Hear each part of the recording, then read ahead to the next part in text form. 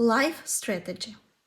Everyone knows business strategy, but have you heard about such concept as life strategy? You know, one of my friend, she made a post on LinkedIn that her daughter turned 16 and she made a strategic session for her daughter. They've said what she wants to achieve, objectives, and then how to achieve.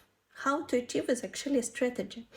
And I find this idea so smart that why not to implement strategic sessions in our own life?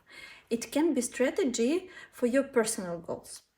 It can be also strategy for your family, as you are as one team with your partner. I think implementing business strategy, like strategic approach to your own life, would be very helpful. For Rijik, what do you think? Shall we do strategic session for?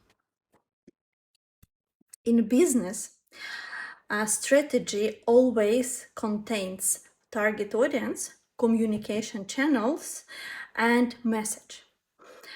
In life, it's the same. Target audience is the people whom we need around to achieve our goals. Communication channels is actually where you live, whom you communicate with, what is your community and how you deliver yourself and which actions you do, if your actions drive you to your goal or not. Are you scrolling 24/7 or you are making steps towards your big goals?